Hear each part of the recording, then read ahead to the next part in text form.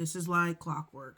When we get around rosters and people are getting waived and cut and rosters being built, I always see people confused about why teams are keeping vets. You know what I mean? Like when you see a couple vets on a team and the rhetoric of get these old people, get these old geezers out of here. I know in this era of we're accumulating new fans and the excitement of people and players that you're familiar with, like you want to see them on roster. But at the end of the day, guys, the GM's job is to win, because regardless of how many t-shirts you sell or how many sellout games there is or how many followers the teams accumulate, if the team doesn't win games, the GM gets fired. If the team doesn't win games, the coach gets fired. So at the end of the day, their job is to put together what they believe is the best, most talented roster. With that being said, there is a role and a need for vets on a team. Yeah, it's actually very exciting and it's fun to learn from the vets here. They definitely make sure I get the plays. I mean, with being a rookie and having a vet like that, you should ask questions that you want to know. And I know a lot of times, if you've never been in the world, if you don't understand it, you don't understand why.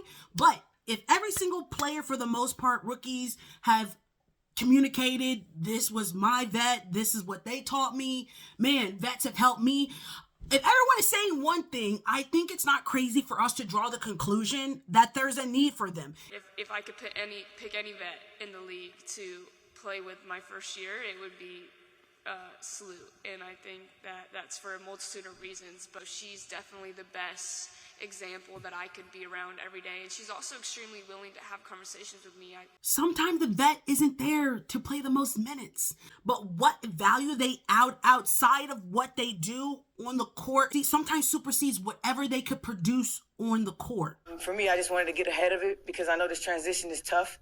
It's very unlikely that a vet, just take you in when you got the same position. So for me, as a big sister, I'm just like, I'm going to take this first step first. So just let her know, like, we here, we got you, whatever you need from me as your vet, and even you're in the same position, I got you. Being successful in the WNBA, being successful for any team, sometimes just isn't about what you do between the lines. The vets are there to provide information of what you do not know. It really starts with the vets, like Kelsey. I was going to say that Dearica, too. like Mercedes this year is awesome. Emma. And I know you wasn't here, but NECA, when she was... NECA. Oh my God, I love NECA. Just having those vets, because, not everybody is blessed to have the vets that we do that actually sit there and care and also push us too. And they actually want us to be great and not just care about their success. I know you see a player who's only averaged 4 points and you think it's a way you're taking up a roster spot. But inside the building, that same player who's averaging 4 points is adding so much value to the organization. Rookies and young kids, there's just so much you just don't know. Just about the system,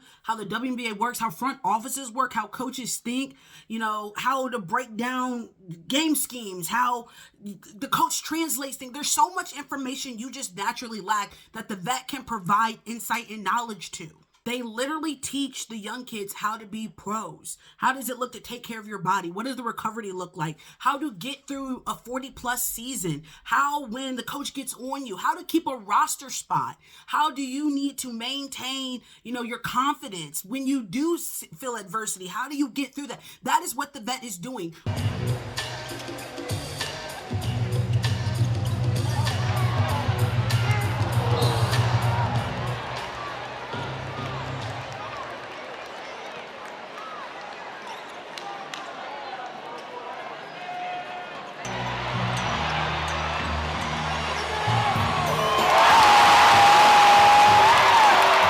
About it. When you have a new job and you go into a new job, you don't know anything. You don't know how the office runs, how the boss gets down, how everything moves. And so there's somebody who comes along and goes, hey, let me teach you the ropes. This is how things get done. They give you the information, the insight, scoop. They tell you how to be successful.